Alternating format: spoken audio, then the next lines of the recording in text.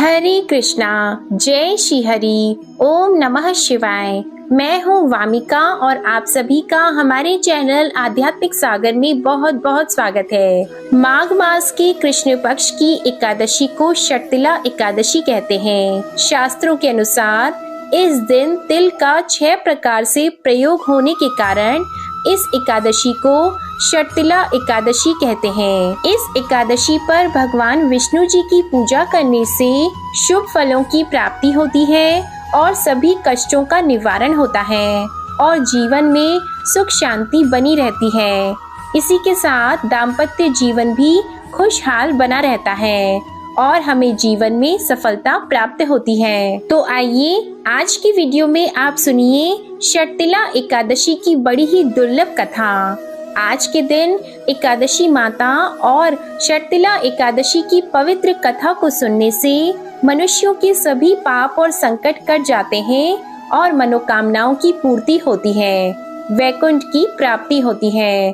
तो सभी लोग बड़ी श्रद्धा और प्रसन्न चित्त मन से इस कथा को पूरा अवश्य सुनिए। प्रेम से बोलिए भगवान श्री लक्ष्मी नारायण जी की जय।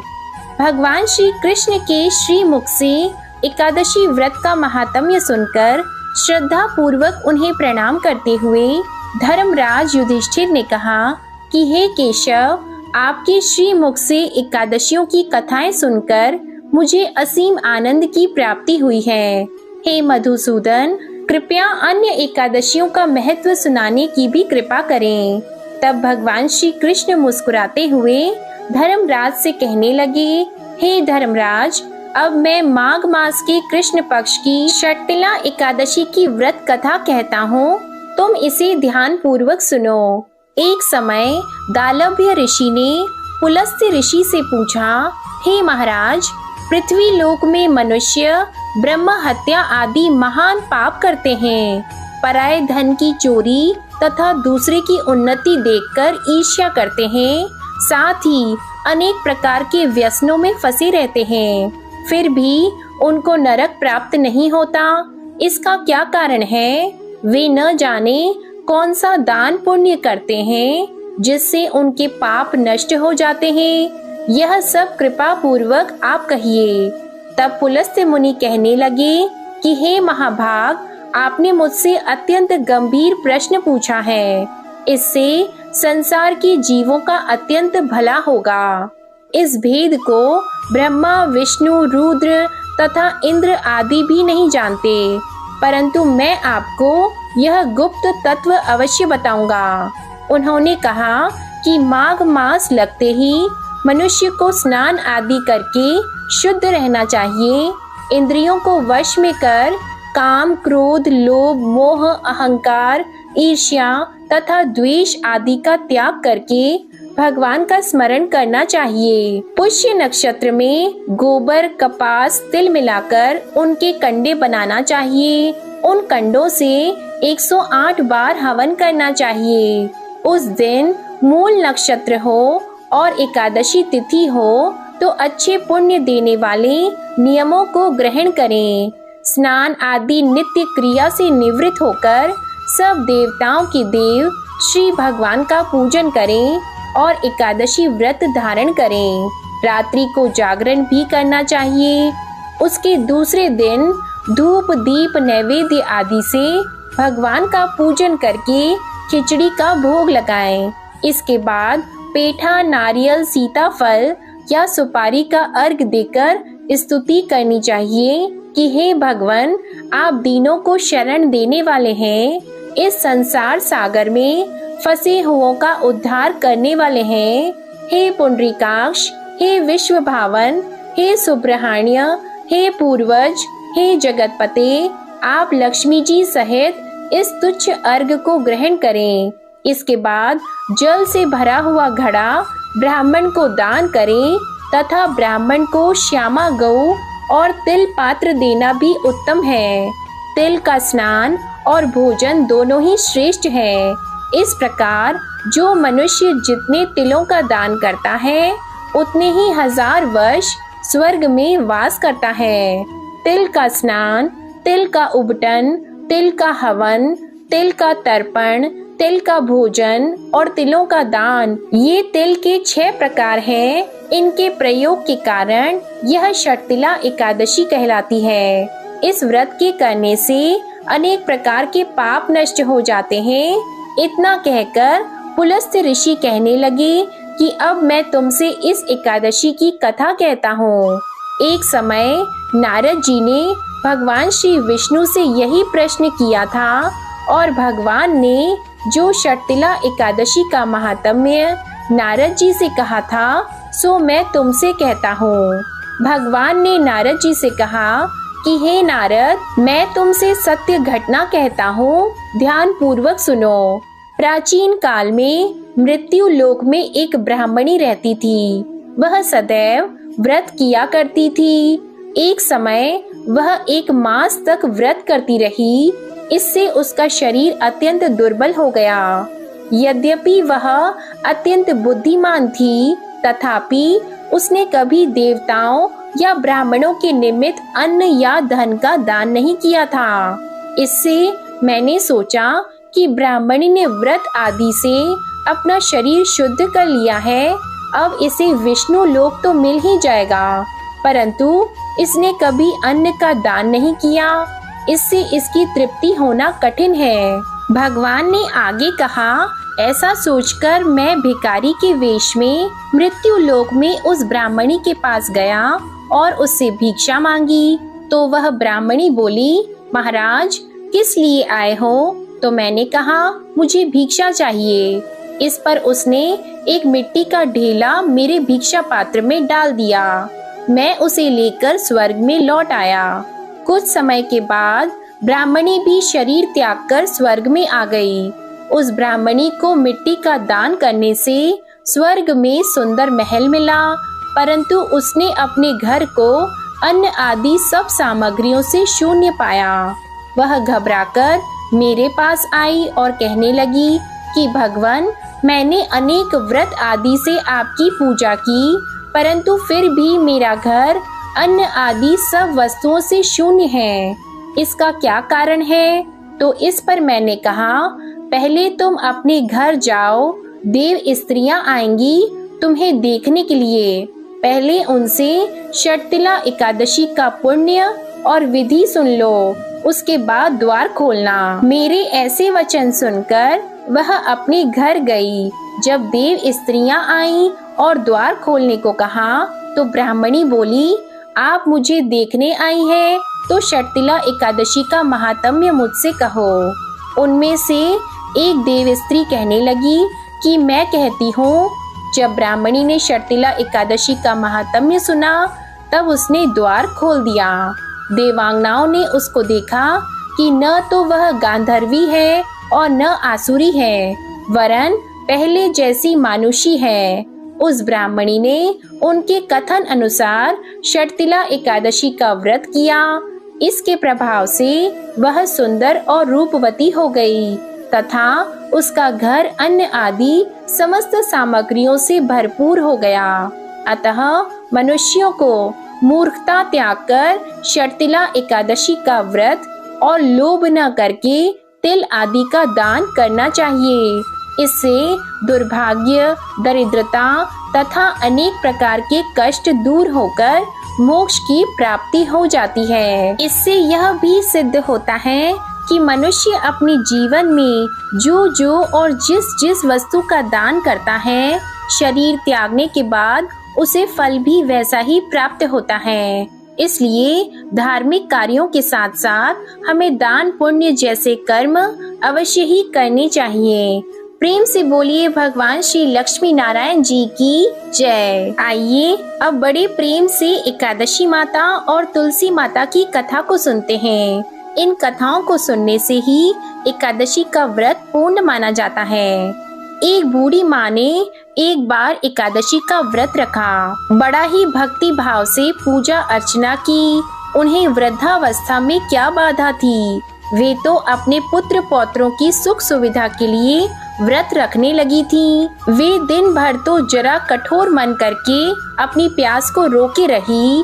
दिन में पूजा पाठ किया, कथा सुनी और पंडित जी को मिट्टी के पात्र में भरकर पानी और ऋतु फल दान में दिए। दोना भर भर के बूरा शक्कर वितरण किया। उन्हें गर्मी के कारण बहुत बेचैनी हो रही थी। इस कारण से बड़ी देर तक पानी में पड़ी रहीं और पानी की कुल्ला करती रहीं, अपना मुंह धोती रहीं। तब कहीं थोड़ा बहुत धैर्य बंद पाया। धूप तो बहुत तेज पड़ रही थी, इस कारण बार बार उनका मुंह सूख रहा था। बूढ़ी माँ बहुत बेचैन हो रही थी। एक तरफ बुढ़ापा और दूसरा यह भयंकर गर्मी। वृद्धावस्था की स्थिति तो कुछ दूसरी ही प्रकार की होती है। जैसे जैसे रो धो के दिन कट पाया। अब पहाड़ सी रात सामने थी। उसका कटना बड़ा ही कठिन दिखाई दे रहा था। खटिया पर पड़े शांति नहीं मिल रही थी। वे बार बार करवट बदल रही थी। अनेक बार वे बाहर जाती और भीतर आती। उन्हें घर के अंदर शांति नहीं थी। वे पड़ी पड़ी एकादशी माता का स्मरण करती रही। वे कहती रही कि हे माता जी, आप मेरी लाज रखिएगा। आप ही मुझे शक्ति दीजिएगा जिससे मैं भली भांति आपका व्रत कर सकूं और यह पहाड़ सी रात शांति पूर्वक व्यतीत हो सके। प्यास के कारण बूढ़ी माँ की बेचैनी तो बढ़ ही रही थी। उन्होंने धैर्य रखने का बहुत प्रयास किया, किंतु सहनशीलता की सीमा टूट गई और वे घबराकर एकदम चिल्ला पड़ी और बोली कि बचाओ बचाओ।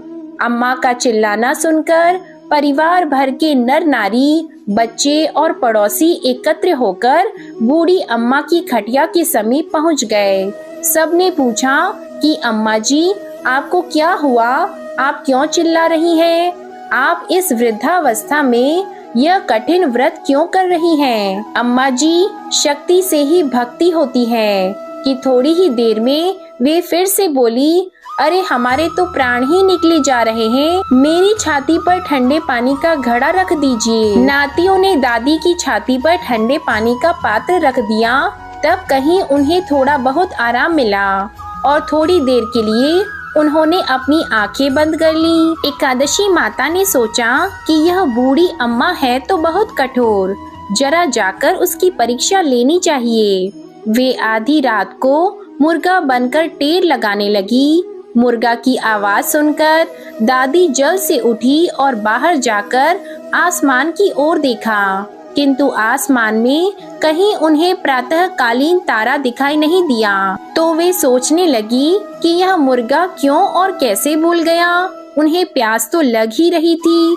थोड़ा बहुत उनका मन भी विचलित होने लगा, किंतु अंत में उन्होंने दृढ़ निश्चय किया कि मैं अब व्रत को पूर्ण करके ही छोड़ूंगी, चाहे भले ही मेरे प्राण निकल जाएं। यह सोचकर फिर वे खटिया पर शिथिल होकर लेट गईं। थोड़ी ही देर में एकादशी माता ने उनकी फिर से परीक्षा लेनी चाहिए। एक छोटी सी बालिका एक ग्लास में शरबत लेकर उनके सिरहाने खड़ी हो गईं और जोर से बोली, दादी जी, सवेरा हो गया है, आप हाथ मुंह धोकर शरबत पी लीजिए। पहले तो शरबत का ग्लास देखकर उनका मन ललचा गया, किंतु अचानक व्रत का स्मरण हो आया और उन्होंने सोचा कि मैं किसी भी प्रकार से अभी शरबत नहीं पी सकती हूँ, और वे शांति पूर्वक अपनी खटिया पर लेट गई। फिर थोड़ी ही देर में उन्हें ऐसा लगा जैसे किसी ने उन्हें पानी के कुएं में पटक दिया हो। वे बड़ी देर तक उस कुएं में हाथ पांव चलाती रही, किंतु उन्होंने अपने मुंह में पानी की एक बूंद भी नहीं जाने दी और वे दृढ़ता पूर्वक अपना व्रत पालन करती रहीं। थोड़ी ही देर में न जाने कहां से सामने आग जलने लगी, जिससे भारी गर्मी बढ़ने लगी। प्यास के कारण प्राण निकलने लगे, किंतु बूढ़ी अम्मा का कुछ भी नहीं बिगाड़ पाया। वे जहां की तहां मुस्कुराती हुई सी बैठी रहीं और थोड़ी ही देर में बाहर प्रकाश दिखाई देने लगा। ऐसा लगा कि जैसे सवेरा हो गया हो। बूढ़ी अम्मा ने जब बाहर निकलकर देखा तो वे समझ गईं कि अभी सवेरा होने में 3-4 घंटे की देरी है। यह जानकर वे शांति पूर्वक इधर उधर घूमने फिरने लगी। एकादशी माता यह बात अच्छी तरह से समझ गईं कि यह बूढ़ी अम्मा किसी भी प्रकार से अपने व्रत से नहीं टल सकती हैं। वे उनके सत्य व्रत को अच्छी तरह से समझ गईं। सवेरा होते ही बूढ़ी माता ने स्नान किया, भगवान का पूजन पाठ किया, एकादशी माता की कथा सुनी, ब्राह्मणों को दक्षिणा देकर भोजन कराया, तब कहीं उन्होंने जल ग्रहण किया। कन्याओं को भोजन कराने के बाद अम्मा ने स्वयं भोजन किया। उस श्रेष्ठ व्रत के प्रताप से बूढ़ी अम्मा की आयु में वृद्धि हो गई। उनका घर परिवार हरा भरा हो गया। घर में अब उनके कोई अभाव नहीं रहा। वे हर तरह के सुख साधनों से संपन्न हो गईं। नाती नातिन से उनका घर भर गया और वे उसी दिन से 12 महीने की एकादशी का व्रत करने लगी। एकादशी माता के व्रत के प्रताप से इस संसार में हर प्रकार के सुख भोग कर अंत में वैकुंठ धाम को चली गईं। जैसे एकादशी माता ने बूढ़ी माता और उनके परिवार को हरा भरा किया, ऐसे ही एकादशी माता हम सभी की मनोकामनाओं को पूर्ण करें। बोलिए श्री लक्ष्मी नारायण भगवान की जय। आइए अब अनंत फलों को देने वाली श्री राधा कृष्ण जी की बड़ी ही सुंदर कथा को सुनते हैं। एकादशी के दिन इस कथा को सुनने से सभी मनोकामनाएं पूर्ण हो जाती हैं। एक गांव में रमा नाम की एक स्त्री थी। उसके विवाह को 5-6 बरस हो गए थे, लेकिन उसकी कोई संतान नहीं थी। एक बार श्री राधा अष्टमी का उत्सव आया। गांव की औरतें बरसाना जा रही थी, तो औरतों ने कहा कि तुम भी बरसाना चलो। राधा रानी बड़ी दयालु है, तुम्हारी गोद जरूर भर देंगी। वह स्त्री कई महीनों से घर से बाहर नहीं निकली थी, इसलिए उसके पति और सास ने भी उसे जाने की आज्ञा दे दी। बस उसने मन में ठान लिया कि राधा रानी मेरी गोद जरूर भरेंगी। जिस दिन उसे जाना था उसी दिन उसके पैर में चोट लग गई, चला भी नहीं जा रहा था। फिर वह स्त्रियों के संग यात्रा पर चली गईं। सारे रास्ते राधा कृष्ण जी का जप कीर्तन करती हुई गईं और बरसाना पहुंचकर नहा धोकर राधा जी के मंदिर में जाने के लिए तैयार हुई। राधा जी के महल में जब जाते हैं तो ऊपर बहुत सी सीढ़ियां चढ़नी पड़ती हैं। जैसे ही सीढ़ियां चढ़ने लगी तब वह स्त्रियों से बोली कि तुम लोग आगे आगे चलो, मैं धीरे धीरे सीढ़ियों से आ रही हूँ। मेरे पैर में चोट लगने की वजह से चला भी नहीं जा रहा है। 2-4 सीढ़ियां चढ़ने के बाद उसका पैर मुड़ गया और वह नीचे गिरने लगी। तभी एक 7-8 साल की कन्या ने उसका हाथ पकड़ लिया। रमा बोली, बेटी आज अगर तुम ना होती तो मैं तो नीचे गिर गई होती। वह कन्या बोली, माता ऐसे कैसे गिर जाने देती मैं तुम्हें। तब रमा ने पूछा, बेटी तुम्हारा क्या नाम है। वह बोली, लाडो नाम है मेरा, यहीं पास में रहती हूँ। वे दोनों सीढ़ियों पर बैठ गईं। लाडो कहने लगी, माता मेरे लिए क्या लाई हो, ना कोई जान पहचान और लाडो ऐसी बातें कर रही है।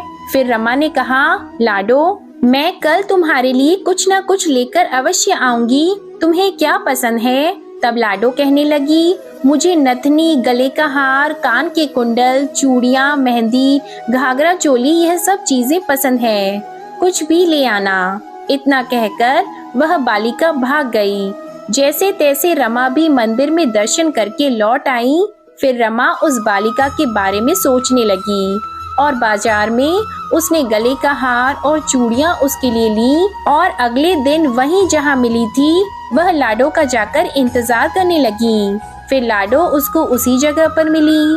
चूड़ियाँ और गले का हार जैसे उसे दिया, वह बोली, बस इतनी सी ही, और चीजें नहीं लाई, और वह मुंह फुलाकर बैठ गई। तब रमा बोली, अभी मैं 8 दिन यहीं पर हूँ, रोज तुम्हारे लिए कुछ न कुछ लाया करूँगी। यह सुनकर लाडो उसकी गोद में बैठ गई और गले लग गई तो रमा रोने लगी। उसे जैसे एक संतान मिल गई। उसने खूब प्यार से उसके सिर पर हाथ फेरा। ऐसे ही वह फिर चली गई। रमा ने मंदिर से आकर घाघरा और चोली उसके लिए बनवाए। ऐसे ही रोज कुछ न कुछ वह उसे देती। एक दिन रमा कहती है, अब यह सारी चीजें मुझे पहन करके दिखाओ। तो लाडो बोली, कल राधा अष्टमी है, मैं कल इसे पहनूंगी। इस बार लाडो के साथ एक लड़का भी था। उसे देखकर रमा ने कहा, आज पता नहीं मेरे मन में क्या आया, मैंने एक धोती और मुकुट मोर वाला लिया है, क्या मैं इसे दे दूं? तो लाडो बोली, यह कनुआ है, मेरे साथ ही रहता है, हाँ तुम इसे दे दो। ऐसा कहकर वे दोनों सामान लेकर चले गए। अगले दिन राधा अष्टमी थी। जब रमा सीढ़ियों पर आई, वहाँ उसे आज कोई नहीं मिला, ना वो लाडो ना वो लड़का। बहुत इंतजार के बाद जब वह मंदिर में पहुंची तो वहाँ बहुत भीड़ थी, कीर्तन और नृत्य हो रहा था। इसी तरह भीड़ को चीरती हुई वह आगे पहुंची और वहाँ देखकर राधा जी को देखा और ठाकुर जी को देखा। रमा ने जो जो चीजें लाडो को दी थी, वही सारा सामान राधा कृष्ण जी पहने हुए थे। वह पत्थर सी हो गई, उसकी आंखों से आंसू बहने लगे। इस बात को समझते उसे देर नहीं लगी कि वह लाडो रानी, राधा जी और कनुआ श्री कृष्ण जी हैं, स्वयं जगत के पालनहार। उसके पास आते थे, राधा जी उसकी गोद में बैठती थी और उसे मात्र सुख प्रदान करती हैं। वह तो जैसे बावरी हो गई, दिन रात लाडो लाडो कहती रहती, पुकारती रहती। वह स्त्रियों से बोली, तुम लोग घर जाओ, मैं नहीं आऊंगी। उसकी सास और पति भी उसे लेने आए, पर वह साथ नहीं गई। अब वो प्रतिदिन सीढ़ियों पर बैठे बैठे आंसुओं से सीढ़ियां धोती, पलकों से बुहारती। ऐसा करते करते उसे 30 वर्ष हो गए। एक दिन एक बालिका उसका हाथ पकड़कर ऊपर अट्टालिका में ले गई। वहां जाकर वह बोलती है, लो आ गई, मैं ही हूँ तुम्हारी लाडो रानी। ऐसा कहकर वह बाहें फैलाकर रमा को बुलाने लगी और अपने गले लगा लिया। उस दिन रमा ऐसे गले लगी कि इस पार्थिव शरीर को छोड़कर सदा के लिए अपनी लाडो के पास चली गईं। बोलिए श्री राधा कृष्ण भगवान की जय। बोलिए श्री बरसाने वाले की जय। अब बड़े ही प्रेम से तुलसी माता की कथा को सुनते हैं। इन कथाओं को सुनने से ही एकादशी का व्रत पूर्ण माना जाता है। सावर्णी मुनि की पुत्री तुलसी अपूर्व सुंदरी थी। उनकी इच्छा थी कि उनका विवाह भगवान नारायण के साथ हो। इसके लिए उन्होंने नारायण पर्वत की घाटी में स्थित बद्री वन में घोर तपस्या की। दीर्घ काल तक तपस्या के उपरांत ब्रह्मा जी ने प्रसन्न होकर उन्हें दर्शन दिया और वर मांगने को कहा। तब तुलसी जी ने कहा, सृष्टिकर्ता ब्रह्मदेव, आप अंतर्यामी हैं, सबके मन की बात जानते हैं, फिर भी मैं अपनी इच्छा आपसे बताती हूँ। मैं चाहती हूँ कि भगवान श्री नारायण मुझे पति रूप में मिले।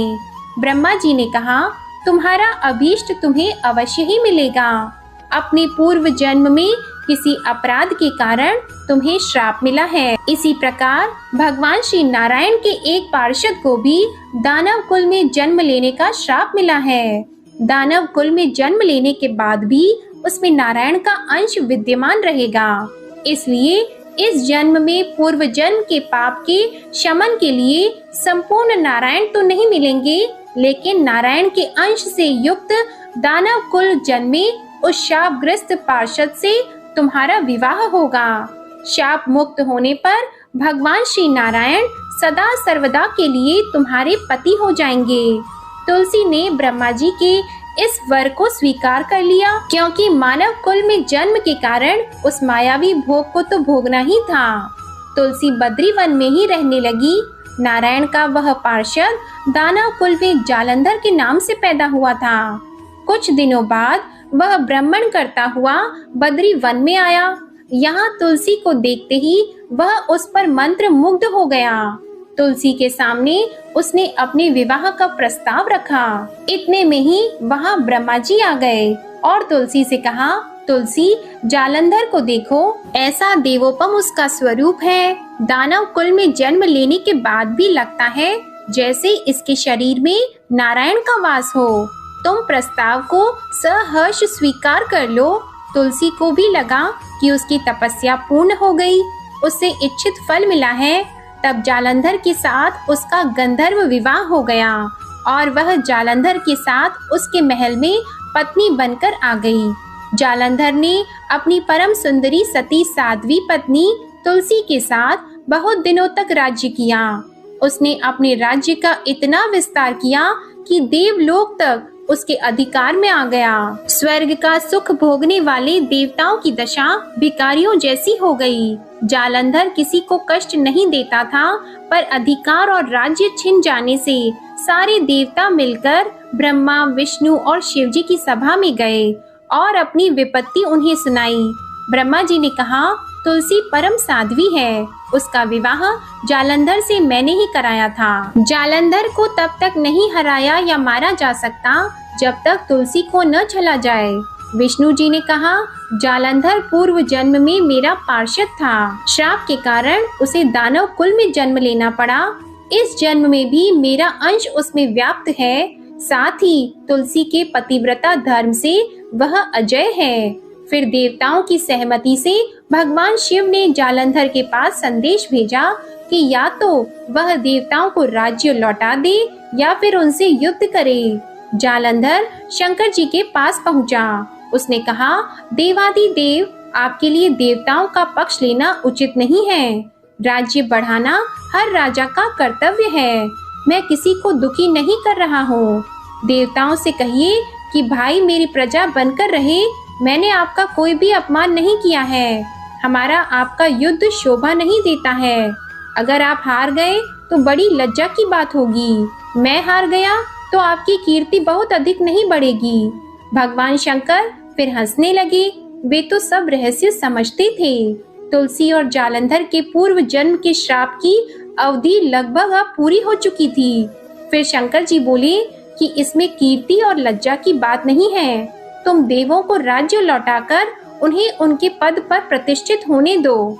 युद्ध से बचने का यही एक उपाय है। तब जालंधर ने कहा, मैंने युद्ध के बल से देवलोक जीता है। कोई उसे युद्ध के द्वारा ही वापस ले सकता है। यह मेरा अंतिम उत्तर है। अब मैं जा रहा हूँ। ऐसा कहकर जालंधर वहाँ से चला गया।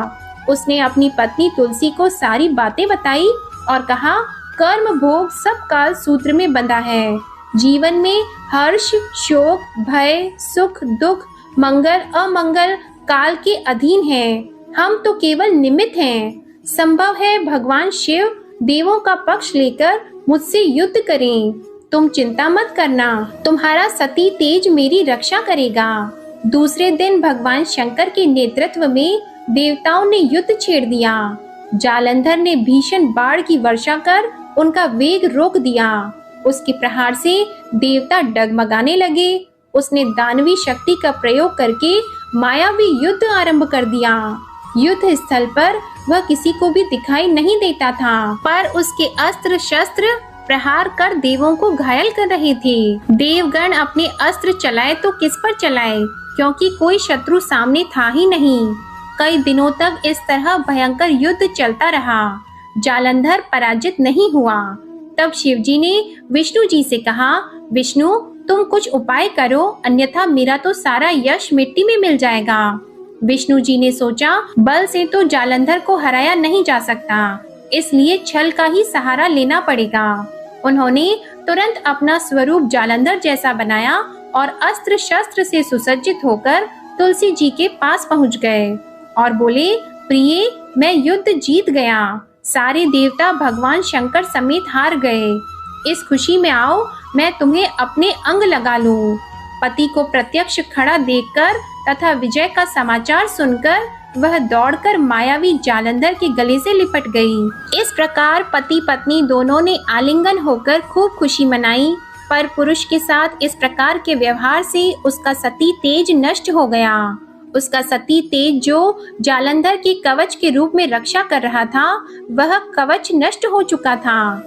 जालंधर शक्तिहीन हो गया। ये जानते ही भगवान शंकर ने अपने त्रिशूल से प्रहार किया। उस प्रहार के लगते ही जालंधर जलकर भस्म हो गया। जालंधर के मरने को जानकर विष्णु अपने असली रूप में आ गए। सामने अपने पति जालंधर के स्थान पर भगवान विष्णु को खड़ा देखकर तुलसी बहुत विस्मित हुई। उसको पता लग गया कि स्वयं नारायण ने उसके साथ छल किया है। क्रोध में आकर तुलसी जी ने श्राप दिया कि एक सती स्त्री का सतीत्व भंग करने के अपराध में तुम हृदयहीन पत्थर हो जाओ। विष्णु जी ने तुलसी जी के श्राप को शिरोधार्य कर कहा, देवी, तुम्हारे तथा जालंधर के कल्याण के लिए मुझे ऐसा करना पड़ा। तुम दोनों को श्राप मुक्त करना था। तुम भी अब अपना शरीर त्याग कर तुलसी बिरवा के रूप में जन्म लोगी और मेरी पूजा तुलसी दल से होगी। मैं शालिग्राम पत्थर बनूंगा, मेरे शीर्ष पर तुम आदर से विराजमान होंगी। तुम्हारे पति की हड्डियों के चूर्ण से शंख की उत्पत्ति होगी। उस शंख ध्वनि से देवताओं तथा मेरी पूजा आराधना होगी। जहाँ शंख ध्वनि होगी वहाँ मंगलमय मैं विराजमान रहूंगा। तुमने पूर्व जन्म में बद्रीवन में मुझे पाने के लिए बड़ी तपस्या की थी। अब अगले जन्म में मैं नारायण प्रस्तर के रूप में बद्रीनाथ वन में स्थापित होऊंगा और मेरी पूजा अर्चना फल फूल से ना होकर तुम्हारी तुलसी दल से होगी। मेरे शीश पर विराजमान होकर तो मुझसे भी ऊंचा पद प्राप्त करोगी। बोलिए श्री लक्ष्मी नारायण भगवान की जय। बोलिए श्री तुलसी जी शालिग्राम जी की जय। जय जय श्री राधे कृष्णा। अब सुनिए विष्णु भगवान की आरती। जय जगदीश हरे स्वामी, जय जगदीश हरे। भक्त जनों के संकट क्षण में दूर करे। ओम जय जगदीश हरे। जो ध्यावे फल पावे, दुख बिन से मन का। सुख संपत्ति घर आवे, कष्ट मिटे तन का।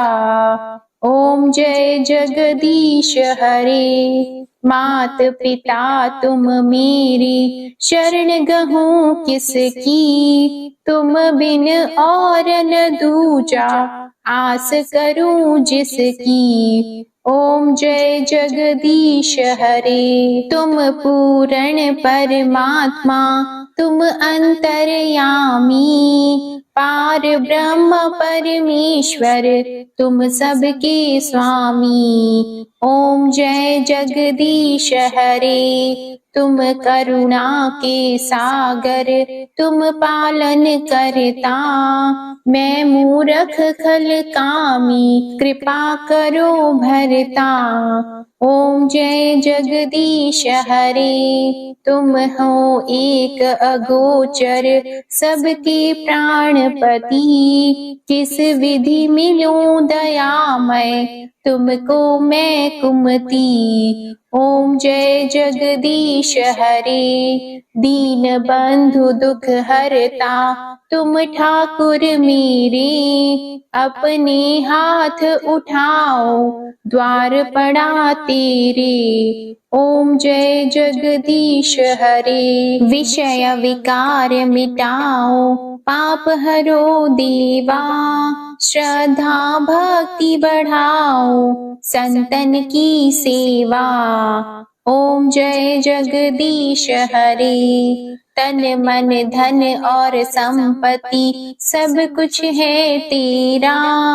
तेरा तुझको अर्पण, क्या लागे मेरा।